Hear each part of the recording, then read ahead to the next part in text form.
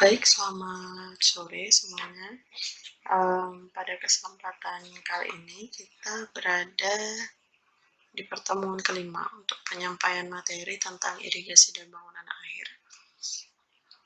Untuk pertemuan kali ini kita akan belajar beberapa hal mengenai analisis hidrologi yang nantinya akan dipakai untuk analisis irigasi dan bangunan air. Nah, sebenarnya bagian analisis hidrologi ini sudah kalian pelajari sebelumnya di semester 3. Namun karena beberapa tanggapan dan pendapat dari beberapa dari kalian, maka saya putuskan untuk mereview kembali. Untuk kali ini kita akan belajar dan review tentang yang pertama adalah perbaikan data hujan yang hilang, kemudian yang kedua uji konsistensi, yang ketiga adalah analisa rata curah hujan, dan yang keempat adalah analisis frekuensi dan probabilitas. Yang pertama yang diperlukan terkait analisis adalah bagaimana kita harus tahu data tersebut bisa dipakai atau tidak, yaitu yang pertama dengan pengecekan kualitas data. Nah, pengecekan kualitas data ini tidak boleh mengandung kesalahan, error, ataupun data kosong. Beberapa kesalahan data curah hujan ini disebabkan oleh beberapa faktor. Ada faktor manusia, kemudian faktor alat, kemudian yang ketiga adalah faktor alam. Kalian detailnya bisa dibaca sendiri. Saya perlu menyampaikan poin-poinnya saja di sini. Nah, dilanjut, kita bisa mengetahui cara cek kualitas data curah hujannya itu antara lain adalah yang pertama adalah melakukan pengecekan lapangan.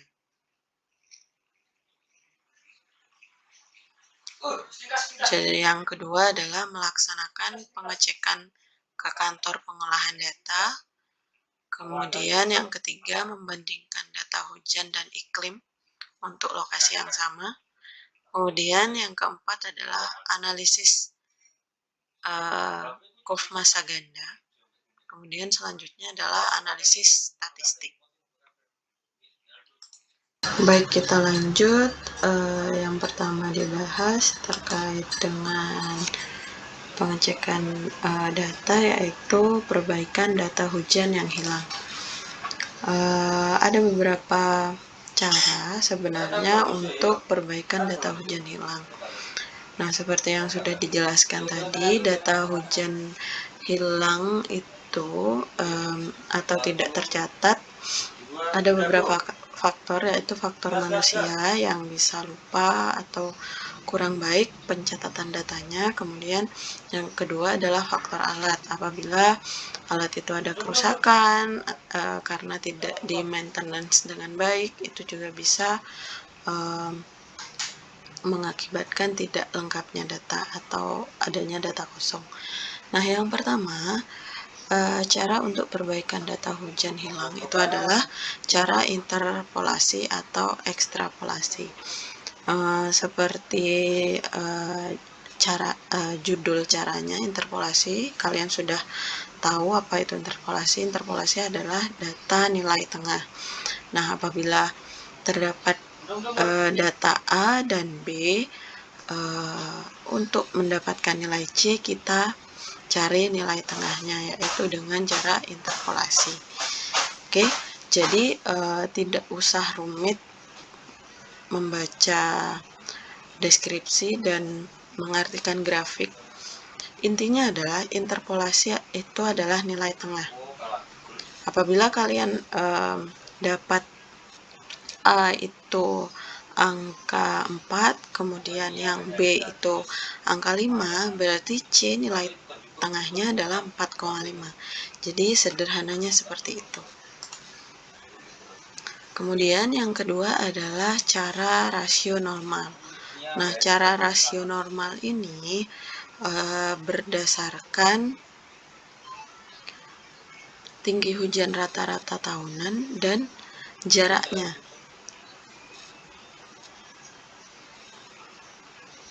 Dari penakar sekitar. Nah, di sini kita langsung saja ke rumusnya. Di sini ada rumus cara rasio normal, yaitu jika kita mau mengetahui berapa besar hujan di dx ini, caranya adalah sepertiga kali dA.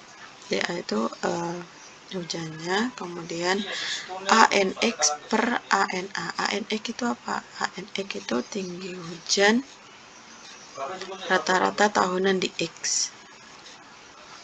Kemudian ANI tinggi hujan rata-rata tahunan di pos penakar sekitar. Nah, jadi kita harus tahu rata-ratanya semua itu menjadi ANA, ANB, ANC.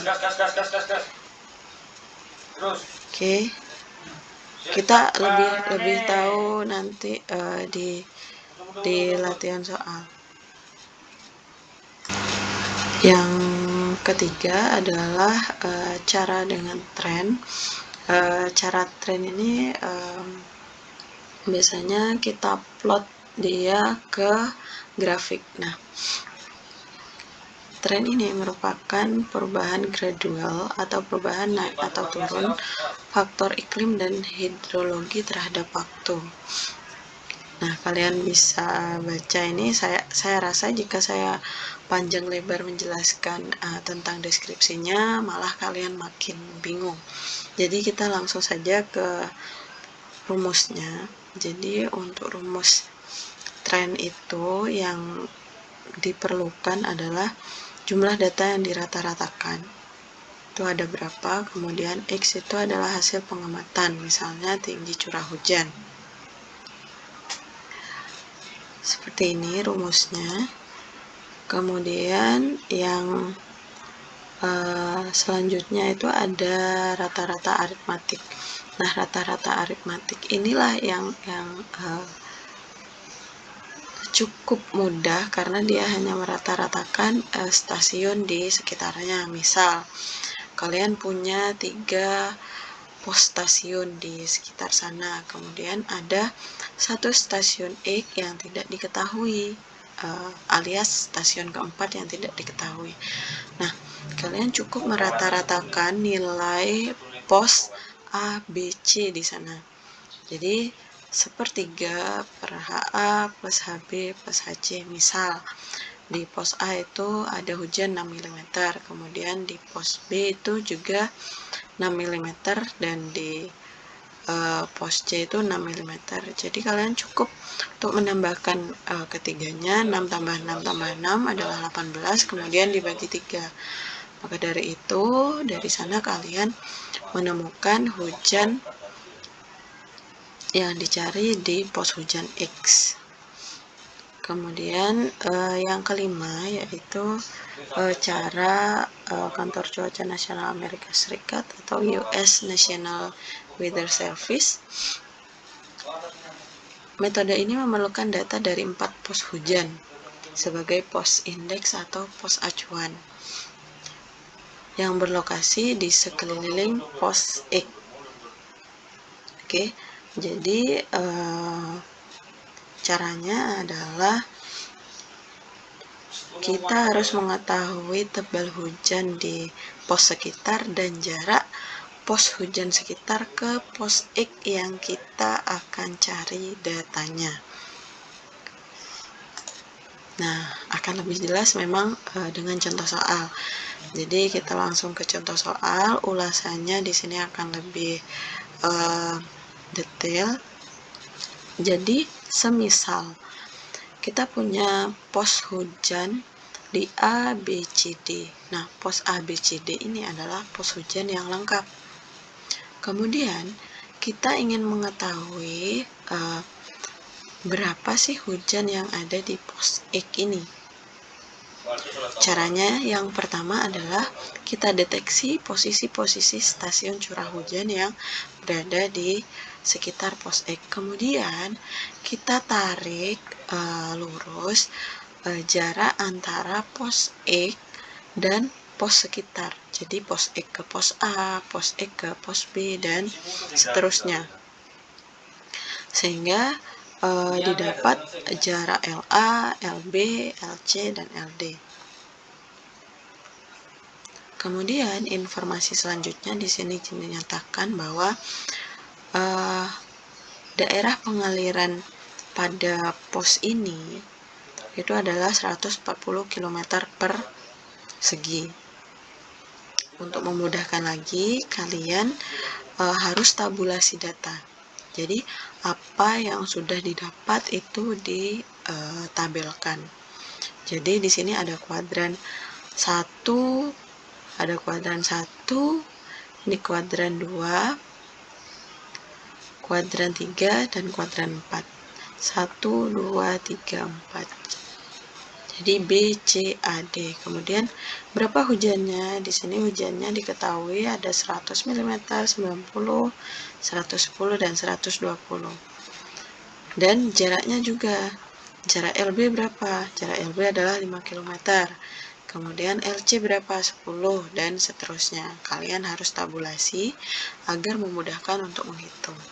Setelah semua diketahui, kita lanjut. Nah,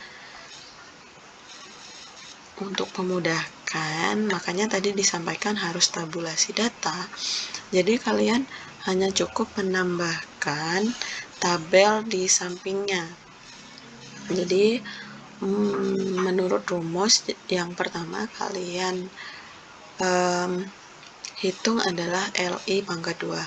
LI itu apa? LI itu adalah jarak pangkatkan 2. Jaraknya berapa tadi? 5, 10, 8, 6. Kalau dikuadratkan berapa? Ini 25, ini 100, ini 64, ini. Nah, seperti ini, 36. Ini ada 25, 100, 64, dan 36. Nah, setelah itu, cara selanjutnya adalah 1 per LI pangkat 2. Jadi, ini 1 per 25 hasilnya seperti ini. 1 per 100 hasilnya 0,01, dan sebagainya. Kemudian jangan lupa di bawahnya seluruhnya kita total. Hasilnya adalah 0,093. Kemudian di sebelahnya lagi adalah H per LI pangkat 2. Hanya berapa? H itu adalah tinggi hujan. Caranya adalah 100 bagi 25. Lebih mudah kan? Jika ditabelkan sesuatu hal yang rumit, jika dideskripsikan satu persatu akan lebih mudah. Karena kita cukup melihat judul kolomnya ini apa? H per LI pangkat 2, berarti tinggal membagi saja 100 bagi 25 hasilnya segini. Kemudian ini bagi ini hasilnya ini, dan seterusnya. Jangan lupa untuk total di bawahnya. Sehingga kita dapat langsung tahu seberapa besar hujan di stasiun X, yaitu dengan cara membagi sigma HI per LI pangkat 2. Yang ini sigmanya jumlahnya dibagi 1 per LI pangkat 2. Jumlahnya ini, jadi tinggal dibagi saja. Ini dibagi ini hasilnya adalah 107,01. Jadi di pos X yang data hujan yang hilang itu adalah nilainya 107,01 mm. Oke, sampai di sini saya rasa sudah sangat jelas ya. Oke, setelah kita mendeteksi data hujan yang hilang, yang selanjutnya dilakukan adalah uji konsistensi data hujan yang kalian dapat. Nah, seperti sebelumnya, uji konsistensi ini juga punya beberapa cara untuk tesnya. Yang pertama adalah lengkung massa ganda. Nah, ini sangat biasa dilakukan ya. Nanti untuk deskripsinya bisa kalian baca sendiri, kita fokus ke pembahasan pemahaman kalian. Jadi percuma saja saya mendeskripsikan semuanya dan membacakan seperti bercerita, tapi kalian makin bingung dan tidak paham. Lebih baik kita langsung ke contoh soal atau pembahasannya. Nah, di sini diberikan ilustrasi, ada data hujan Y dan data hujan X. Rata-rata dari pos hujan A, B, C, D, dan E dengan AUHO. Alat ukur hujan otomatis. Jangan sampai kalian bingung AUHO itu apa. AUHO adalah alat uji hujan otomatis. Nah, lanjut, pos Y dan X yang berada di sekeliling pos Y ditunjukkan pada tabel ini 31. Data digunakan mulai tahun 84 sampai 97. Oke. Gunakan analisis curve masa ganda untuk menguji konsistensi data hujan Y. Pada tahun 91 terjadi pergantian alas di pos Y dari alat ukur hujan biasa menjadi alat ukur hujan otomatis. Nah, diketahui ini ada tebal hujan pos Y seperti ini datanya. Kemudian ada pos hujan X seperti ini. Selanjutnya adalah menghitung lengkung masa ganda. Yang pertama adalah kumulatifkan tebal hujan di Y dan di X. Kumulatif itu apa, Bu? Kumulatif adalah penjumlahan dari data sebelumnya. Jadi misal ini kan 38, kemudian yang di bawah ini bukan 36 lagi, tapi 38 tambah 36. Nah, kemudian hasil di sini tambah 31, itu hasil dari sini. Sehingga menyebabkan datanya seperti ini, 38, 74, 105, dan seterusnya. Pasti angkanya akan bertambah. Selanjutnya adalah adanya koreksi, Y sama dengan Y kali 0,6. Jadi ini kali 0,6. Ini dikalikan 0,6, 0,6, 0,6, 0,6. Nah, kurve masa gandanya jadinya seperti ini. B 1,33 dan A 0,8. Nah, cara ini sebenarnya ada kelemahannya. Bila ada satu atau lebih data pos acuan juga tidak konsisten, sehingga hasil pengujian ini menjadi tidak valid. Oleh karena itu, uji konsistensi dengan lengkung masa ganda harus dicek dengan metode lain, misal statistik. Oke, jadi kalau nanti di skripsi kalian akan tes lengkung masa ganda, tidak recommended. Tapi jika pun kalian analisis dengan ini, nanti harus ada analisis tambahan.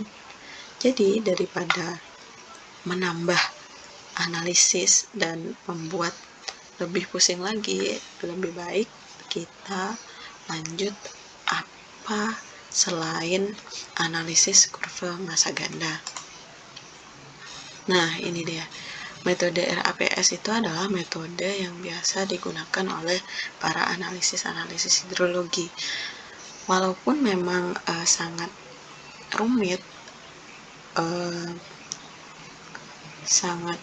formula-formulanya, tapi metode RAPS ini sangat recommended untuk uji konsistensi data hujan apabila dilakukan di penelitian. Adapun rumus-rumus di RAPS itu adalah ada SO, SK, SKDY, dan nilai statistik. Kalian bisa review di modul hidrologi lama kalian. Jika mau detailnya, Ibu di sini hanya bagian-bagian utama dan membuat kalian lebih paham saja. Nah, di dalam RAPS ini ada nilai statistik Q dan R. Nah, nilai statistik Q dan R ini menjadi pembanding untuk hasil analisis data yang kalian sudah buat. Nah, jadi analisis data yang sudah kalian dapat itu nanti dibandingkan dengan angka Q dan R ini.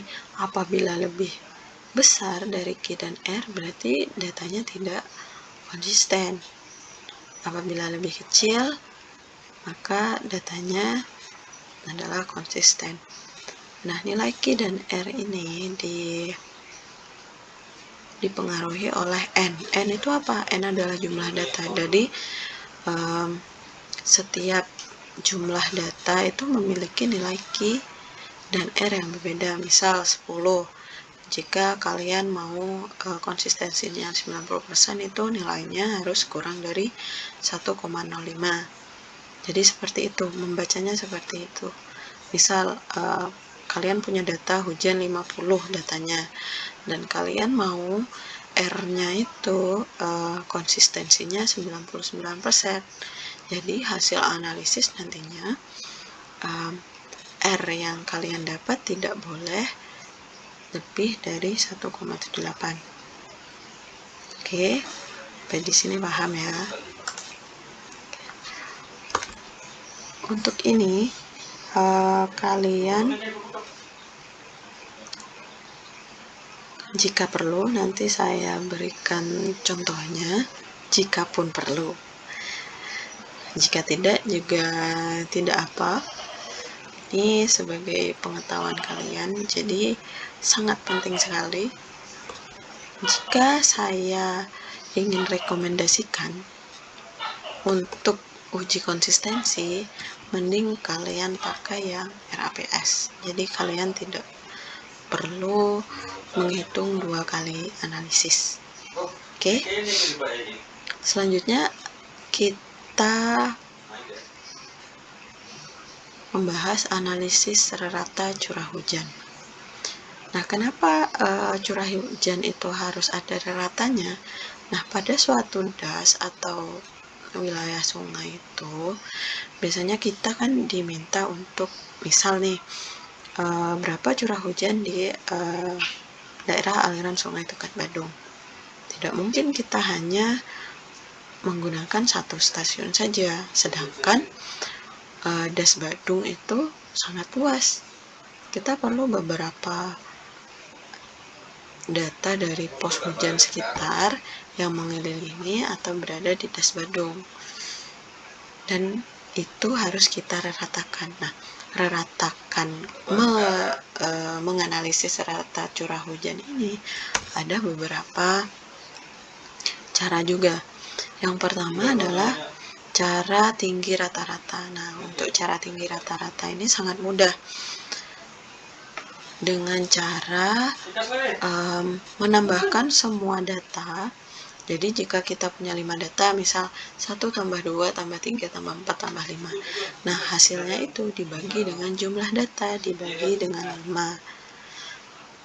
Ini salah satu cara yang sangat sederhana, dan keakuratannya biasanya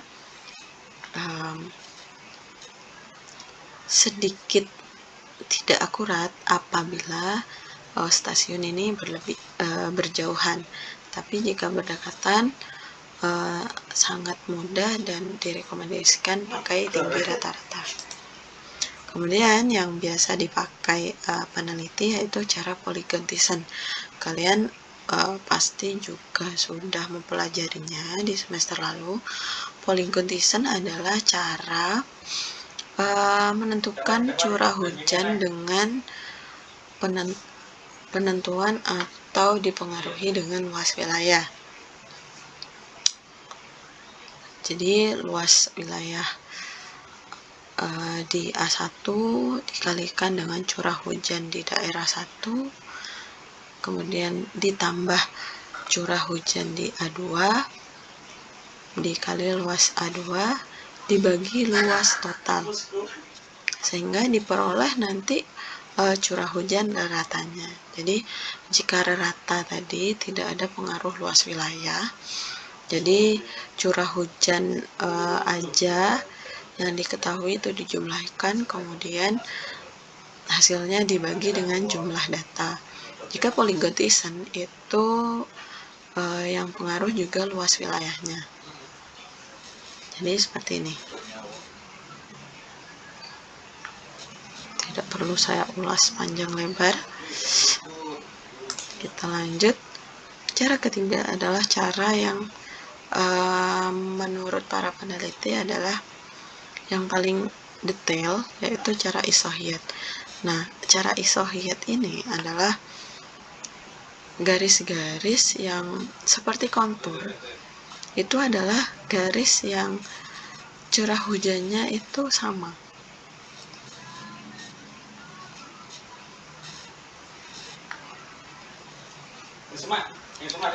Jadi dalam hal ini kita menggambar dulu kontur dengan tinggi hujan yang sama.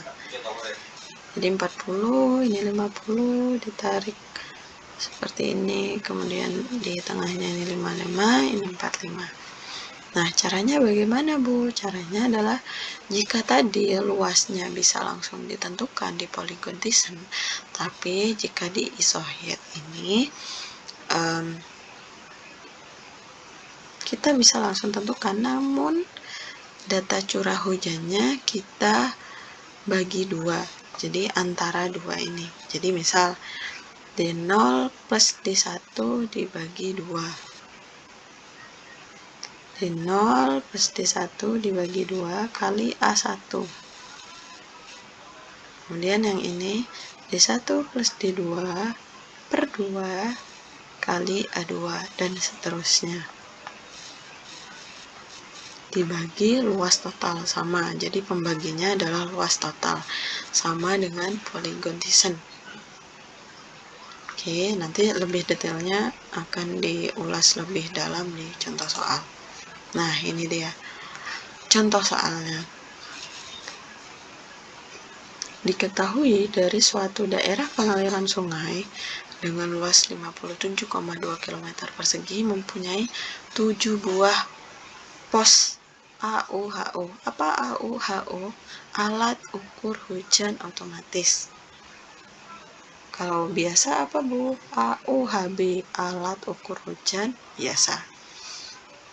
Dengan sebaran seperti pada gambar dengan tebal hujan masing-masing pos itu adalah 64, 60, 52, 48, 50, 60, dan 36. Hitung tebal hujan daerah pengaliran sungai itu dengan aritmatik, polygon Thiessen, dan metode isohyet. Yang pertama, kita lakukan cara aritmatik. Kita punya 7 pos, jadi 1/n, 1/7, dikali jumlah dari keseluruhan nilai pada pos-pos ini. Hasilnya adalah 50 mm. Sangat gampang ya metode aritmatik. Kemudian metode polygon Thiessen. Di awal Ibu sudah sampaikan cara paling mudah untuk menganalisis sesuatu yang rumit atau data yang banyak adalah tabulasi data. Nah, kita buat kolom pos 1, 2, 3, sampai 7, kemudian tinggi hujannya 64, 60, sampai 36. Di sini sudah diketahui ya luas poligonnya, jadi sebenarnya memang harus dianalisis sendiri, dicari sendiri, tapi di soal ini sudah ada luas poligonnya, yaitu untuk di pos 1 luas poligonnya 6,56, di kedua sekian, dan seterusnya. Jadi setiap pos itu punya tinggi hujan sendiri, juga punya luas poligonnya sendiri. Kolom ketiga kita tinggal mengalihkan tinggi hujannya dan luas poligonnya. Setelah dikalikan semuanya, kita total luas poligonnya berapa, kemudian luas tinggi hujan kali poligonnya berapa, sehingga hujan raratanya kita bisa dapatkan dengan cara membagi total di sini, total hujan, total tinggi hujan kali luasnya dibagi luas keseluruhan. Hasilnya adalah 49,83. Berbeda ya. Ini 50 mm, ini 49,83. Dia lebih detail. Selanjutnya, metode isohyet. Nah, metode isohyet ini di sini sudah diketahui ya. Misal nih, pos hujan 1 dan 2 isohyetnya 60. Kemudian luas daerahnya 17,92. Oke. 60 ini 60 mm ya. Kemudian pos hujan 3, 4, 5 ini mempunyai isohyet 50 dan luas daerah 16,62. Dan pos hujan 6 dan 7 ini isohyetnya 40 mm dan luas daerah 22,64. Di kolom selanjutnya kita tinggal kalikan isohyetnya dikali luas daerahnya. Dan selanjutnya kita dapat hujan rata-ratanya. Setelah kita bagi tinggi hujan kali luas per luas daerah total, itu hasilnya adalah 49,17. Oke, jadi sudah terlihat ya dari hasilnya saja. Ini 50, kemudian 49,83, untuk isohyetnya 49,17. Jadi untuk yang lebih rinci dan detail adalah metode isohyet. Namun biasanya untuk kalangan-kalangan peneliti atau akademisi biasanya kebanyakan menggunakan polygon Thiessen. Baik, sampai di sini saya rasa sudah paham ya.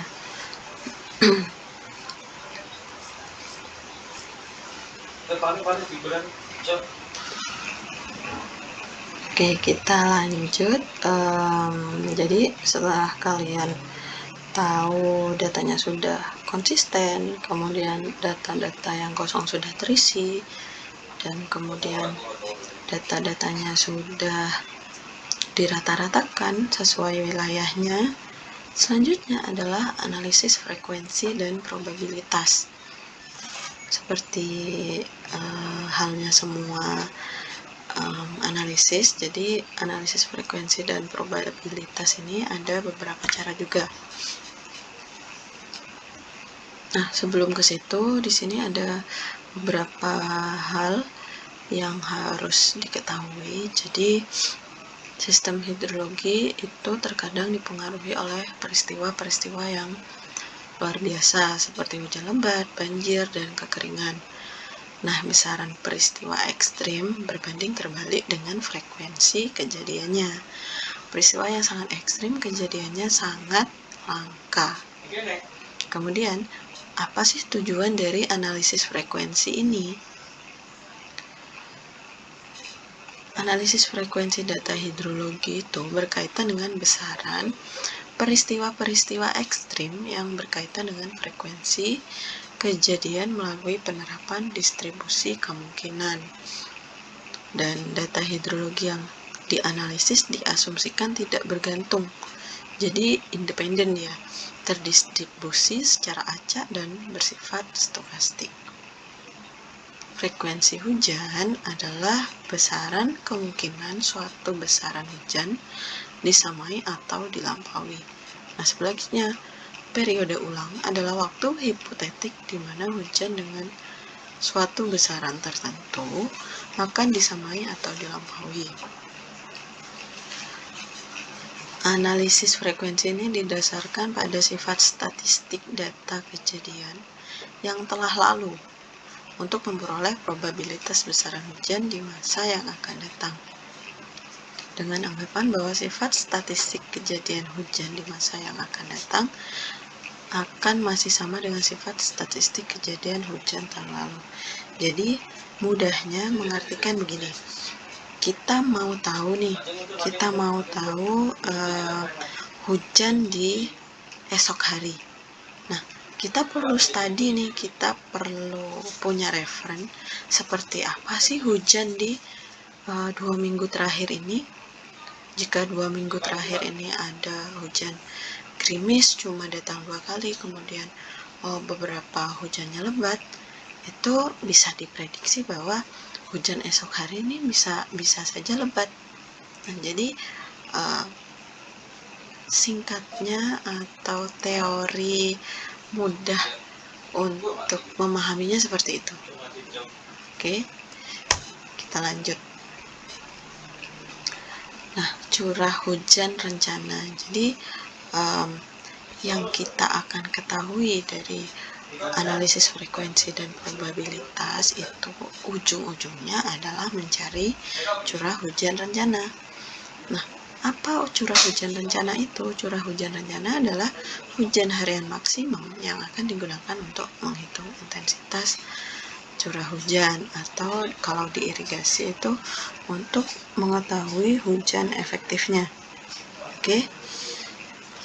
Nah, curah hujan rencana ini dihitung berdasarkan distribusi atau sebaran curah hujan harian maksimum selama minimal 10 tahun berturut-turut. Jadi untuk analisis curah hujan ini ada beberapa stepnya. Yang pertama adalah analisis frekuensi curah hujan. Yang kedua adalah analisis pengujian kecocokan atau sebaran atau distribusi. Yang ketiga adalah analisis distribusi hujan rencana. Oke, jadi setiap stepnya ini ada rumus-rumusnya sendiri. Semoga kalian tidak bosan dan tidak pusing ya. Akan mudah kok sebenarnya, jadi kalian ikutin saja. Saya sudah mengemasnya dengan sedemikian rupa untuk kalian paham. Yang pertama adalah analisis frekuensi. Jadi kalian sudah punya data fix dari curah hujan rata tadi. Yang pertama kalian harus hitung adalah menghitung simpangan baku dengan rumus ini. Kemudian menghitung koefisien kemencengan atau CS dengan rumus seperti ini. Untuk simpangan baku jumlah XI min X bar pangkat 2 per N. Kemudian untuk CS-nya sigma XI min X bar pangkat 3, N min 1, N min 2. N adalah jumlah data, S adalah simpangan baku, X adalah nilai varian atau nilai curah hujannya di sini. Kalian bisa lebih paham nanti di contoh soal. Jadi kita lihat saja dulu rumusnya. Kemudian yang terakhir adalah menghitung CK, koefisien kurtosis XI min X bar pangkat 4. Ini standar deviasi. Oh maaf, ini tertutup. Ini adalah contoh soal.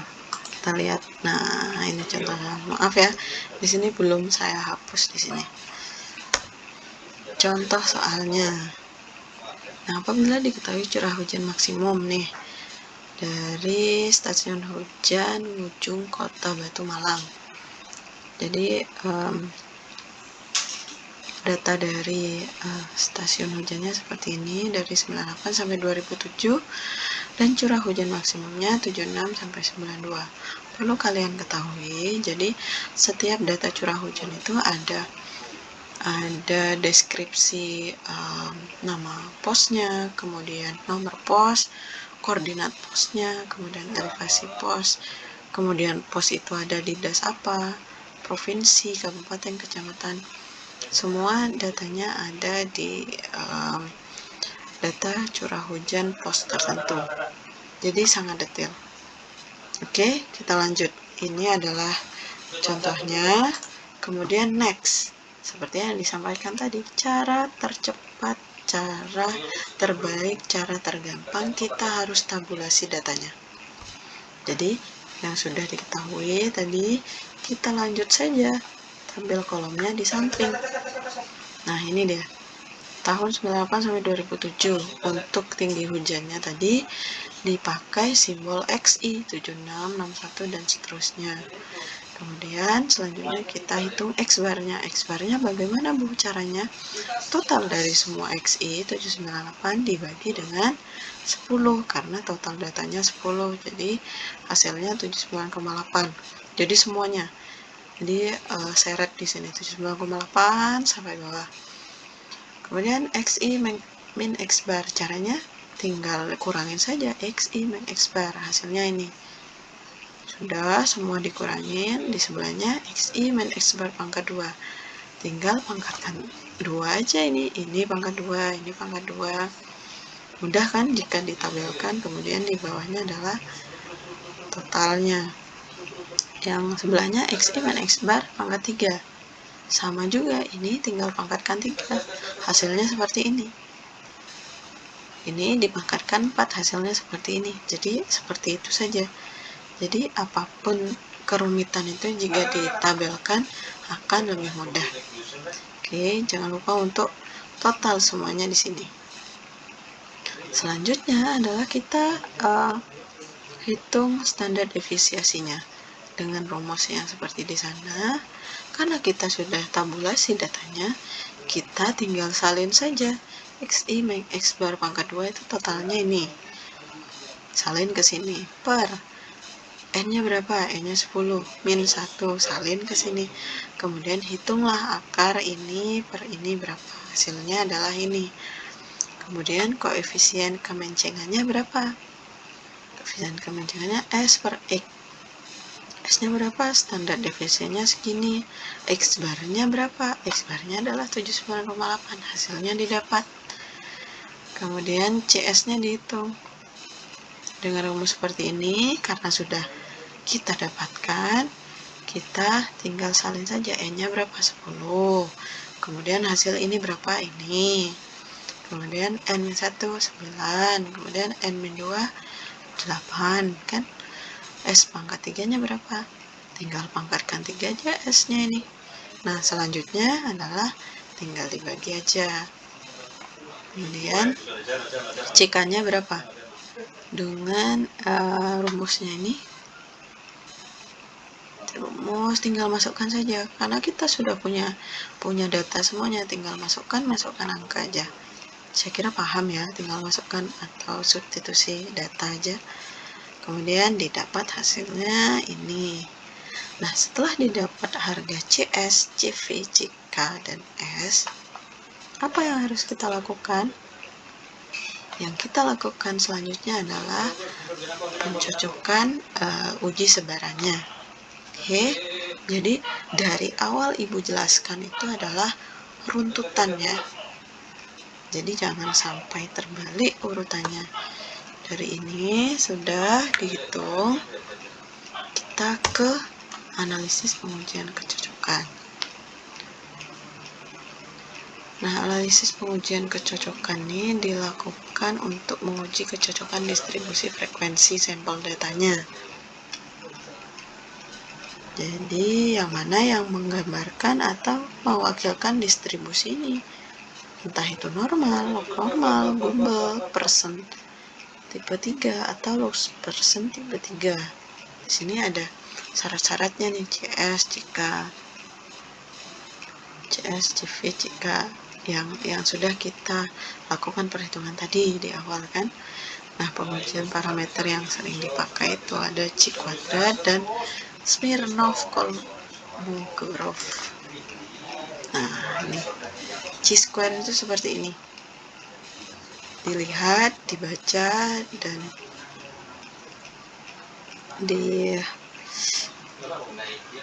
dipahami nih rumusnya. O itu apa, I itu apa, kemudian ini cara-caranya.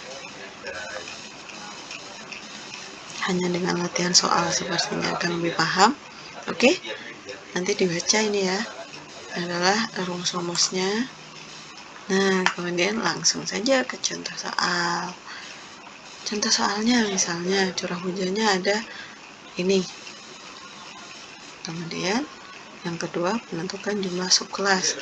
Penentuan subkelas itu maksudnya adalah rentangnya ya. Jadi subkelas itu seperti ini. Ini sampai ini. Nah, itu maksudnya subkelas. Jadi tinggal masukkan rumus saja. 1 plus 3,32 log N kan. Ini rumusnya jadi N-nya berapa? 10. 4,32 dibulatkan menjadi 5. Ada subkelompok 5, 1, 2, 3, 4, 5. Benar ya? Kemudian delta X berapa? X max min X min. Kalian pelajari saja. Ini adalah tinggal nyalin aja. X max-nya itu 129, X min-nya 61. Dan G-nya ini. X min berapa? 129 kan tadi. Min 0,5 delta X. Ya, X min 62 min 0,5 kali 17, 52,561 ini ya. Kemudian X max-nya adalah 129 tambah 0,5 delta X-nya berapa? 17. Hasilnya ini. Berarti ringnya adalah di awal 52,5 tuh di sini. 1,37 tuh hasilnya di sini. Jadi kalian bagi dah itu menjadi subkelompok 5 subkelompok di sini. Jadi 52,5 sampai 69, seterusnya sampai maksimalnya 137,5. Ini tinggal masukkan saja ya, masukkan OI-nya berapa. Tadi kan sudah ada EI, OI min EI, sehingga didapat hasil C kuadrat terhitung adalah 5. Berdasarkan tabel C kuadrat kritis diketahui 5,991 lebih besar dari nilai C kuadrat terhitung. Jadi dapat diterima. Nah, 5,91 ini dapat dari mana, Bu? Dapatnya dari sini. 5,991. Ini ya. Dapatnya dari ini karena ada nilai DK2. DK-nya berapa? DK-nya 2. Jadi di sini. Nah, derajat kepercayaan yang mau berapa? Ini adalah kesalahan 5%. Jadi harus 5,991. Gitu ya. Oke. Jadi ini adalah tabelnya. Sepertinya di buku diktat hidrologi kalian sudah lengkap ini ya. Tapi sepertinya memang jarang dibaca. Jadi saya tampilkan saja di sini.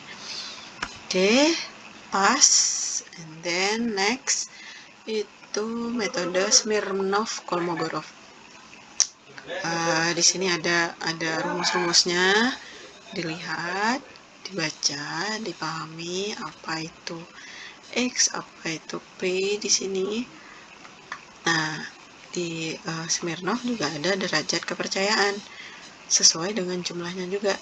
Jika derajat kepercayaannya 5%,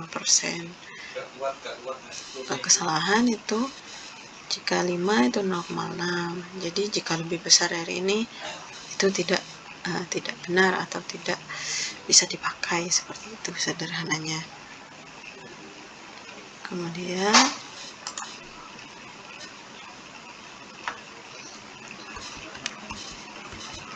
next kita analisis distribusi curah hujan. Nah, tadi dijelaskan kan nilai CS, CK itu berapa, itu nanti data yang kita hitung itu masuk di distribusi apa. Nah, di situ ada distribusi normal, log persen, dan Google. Jadi di sini kita bahas semua. Tapi tidak mungkin sih nanti semuanya ini dianalisis, pasti salah satu. Karena sebelum ini sudah ada seleksi tadi, seleksi di sini tadi. Nah, seleksi di sini. Jadi hasil yang ini kalian harus bandingkan syaratnya. Masuk mana dia? Pasti masuk di salah satu saja atau 2, tapi nanti juga satu saja jenis distribusinya yang dianalisis, jadi tidak perlu semuanya.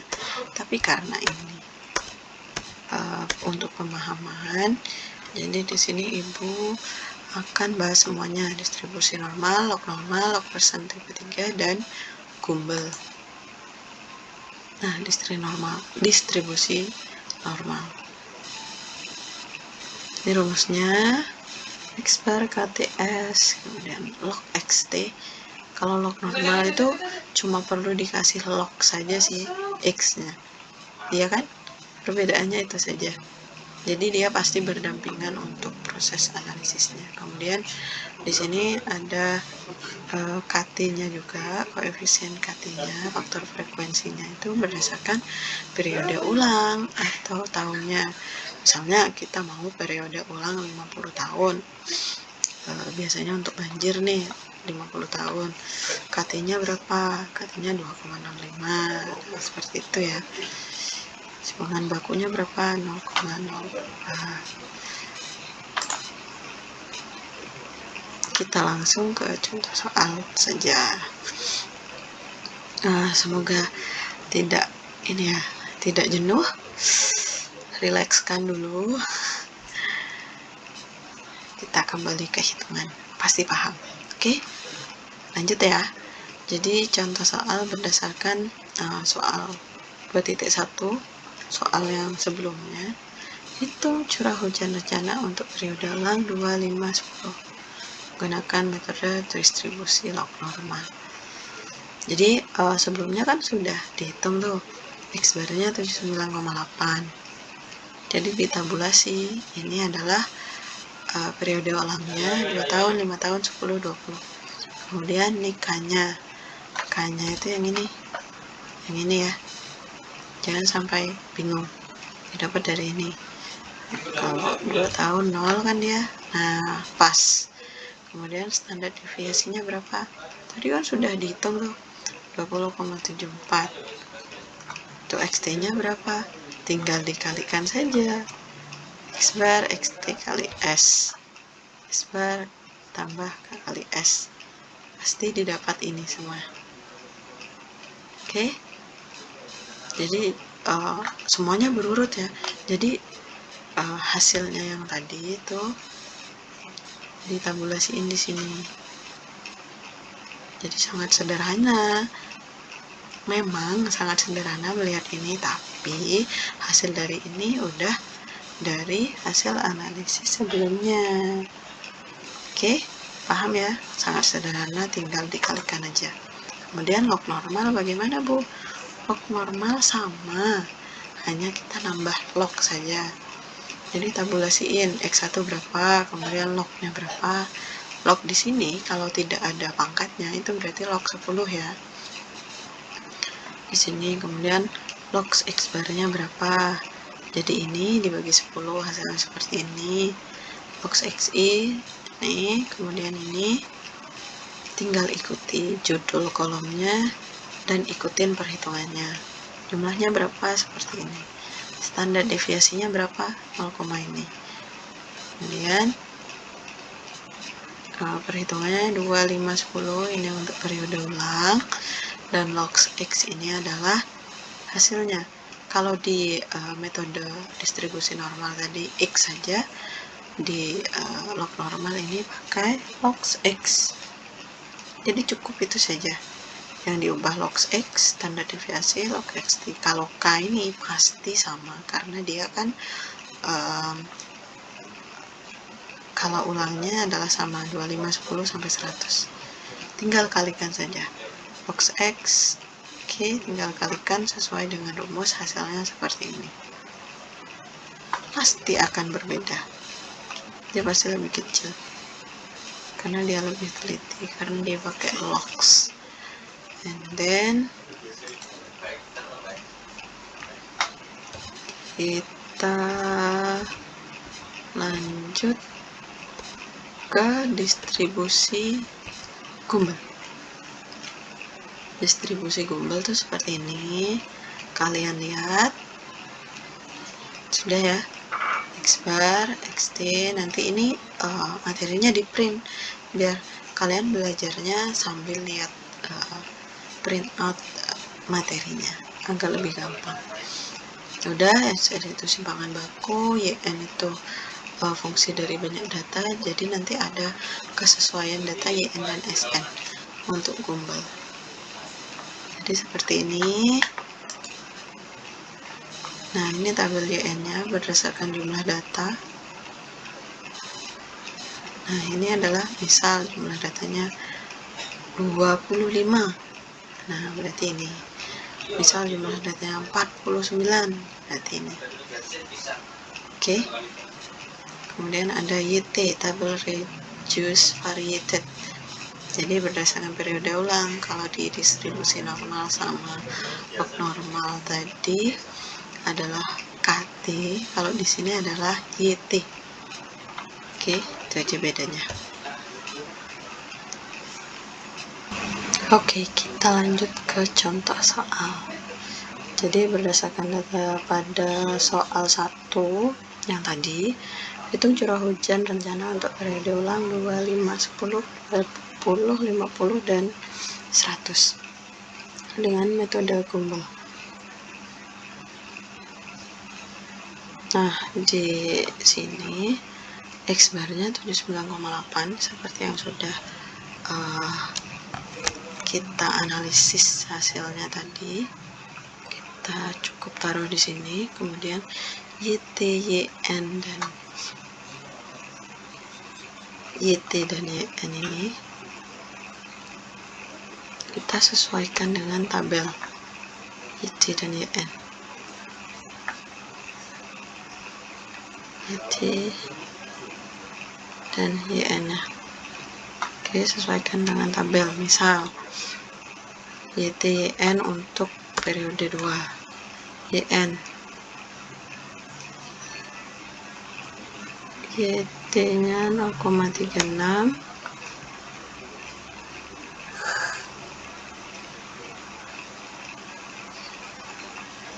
kemudian YN nya berapa? Kita kan punya data 10 tuh, 0,4952. Jadi semuanya sama ya, karena YN. N itu adalah jumlah data. Kalau ada huruf T di sini berarti sesuai dengan kala ulangnya. Jadi kalau N itu pasti sama semua. YN, SN. Itu kuncinya. Jika ada N, berarti itu sesuai dengan jumlah data, itu artinya sama. Kalau SN ini dari perhitungan sebelumnya, jangan bingung. Ini dari perhitungan sebelumnya ya. Ini perhitungan sebelumnya, ini perhitungan sebelumnya, kemudian ini berdasarkan tabel, ini berdasarkan tabel. Selanjutnya, kita hanya perlu melaksanakan tugas menghitung sesuai dengan judul kolomnya. Oke, YT min YN, YT min YN. Hasilnya ini. YT min YN, YT min YN. Hasilnya ini. Boleh kalian cek apabila ada kesalahan ya. Kemudian yang ini YT min YN per SN. Karena sudah diketahui YT min YN, tinggal kita bagi SN nya. Tinggal ini bagi SN, ini bagi SN, hasilnya ini. Kemudian S nya berapa? S itu sesuai perhitungan sebelumnya. SN di sini sesuai tabel ini ya. SN ini 0,9496. Oke. Kalau S yang ini adalah standar deviasi dari perhitungan sebelumnya. Dan selanjutnya adalah pengalian YT min YN per SN kali S. Jadi hasil ini dikalikan ini. Ini kalikan ini kalikan ini, hasilnya ini. Hasilnya adalah XT. Nah, XT bagaimana cara menghitungnya, Bu? XT cara menghitungnya X bar ditambah YT min YN per SN kali S. Nah, jadi X barnya berapa? 79,8 kali ini. Hasilnya ini. Kemudian ini kali ini, hasilnya ini. Ini kali ini, hasilnya ini. Oke, jadi dapat deh XT-nya. Kalau dilihat rumusnya sangat rumit, apalagi melihat ini. Tapi jika ditabelkan semuanya akan mudah. Jadi kuncinya tabelkan apa yang sudah kalian ketahui di soal. Oke. And then next kita di analisis log persen tipe 3. Nah, log persen per tipe 3 ini ada nilai CS untuk koefisien K-nya nanti. Sama, dia ada periode ulang tahunnya. Kemudian ada peluang berapa persennya. Ini maksudnya peluang terjadinya ya. Peluang terjadinya yang 2 tahun tuh 50%. kemudian ini 0,1 seperti itu. Ini rumusnya kita lihat di sini. Nah, jadi dia CS-nya ada yang CS positif dan ada CS negatif. Jadi berdasarkan data kalian, dia masuk CS positif atau CS negatif. Jadi kalian sesuaikan nanti tabelnya. Kita langsung saja ke contoh soal. Oke. Seperti biasa, tabulasi data. Kemudian masukkan tahun, besar hujannya, kemudian logkan data hujan, logs X.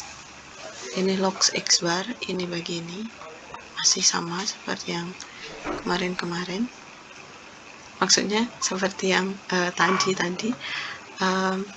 Ini ada logs XI min logs X bar. Caranya logs XI min logs X bar sama caranya. Ini tinggal dikuadratkan aja dari sini. Ini tinggal dipangkat 3-in. Kemudian kita cari standar deviasinya dengan rumus seperti ini. Tinggal masukkan saja ini bagi ini. CS-nya berapa? Ini bagi ini. Dapat yang positif. Jadi kita lihat interpolasi 1,29. Di tabel sana tidak ada ya, yang ada tuh 1,3 dan sekian. Kita harus cari interpolasinya. Nah, dari interpolasi ini kita dapat untuk 2 tahun itu koefisiennya ini, yang 5 tahun ini 10, 25 dan seterusnya. Nah, kita tinggal masukkan saja di tabel. Jadi yang pertama kolomnya adalah periode kala ulang, kemudian log X-nya berapa, log X barnya sesuai perhitungan tadi, K-nya berapa, kemudian standar defisiennya berapa, log XT-nya berapa, log XT-nya. Ini masuk di mana, Bu? 0,71 ini. Ini masuk di koefisien ya. Jadi yang ini masuk koefisien, yang ini S semua sama karena standar deviasi. Nah, log XT ini adalah hasil dari log XT-nya. Oke. Kemudian dapatlah XT-nya. Tinggal mengalihkan sesuai rumus. Jadi sesuaikan saja. Jadi kita perlunya tabulasi data itu ya seperti itu. Oke. Dari sini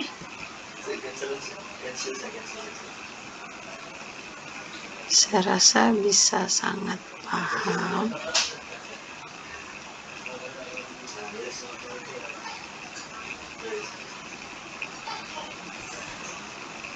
Dan akhirnya berakhir sudah. Oke, jadi untuk pertemuan kali ini semoga apa yang disampaikan bisa dipahami ya. Jadi bisa lebih paham dari contoh-contoh soal, nanti di replay saja dan dibaca ulang materinya, karena saya sudah kemas ini sedemikian rupa. Jadi semoga penjelasan yang panjang dan ya cukup sedikit melelahkan ini bisa membuat kalian lebih paham. Jadi untuk selanjutnya bisa mengerjakan soal itu bisa lebih lancar lah. Jadi terima kasih atas atensinya. Semoga apa yang disampaikan dapat menjadi ilmu yang bermanfaat dan dipahami. Sekian dulu, selamat malam, selamat belajar, dan selamat beristirahat.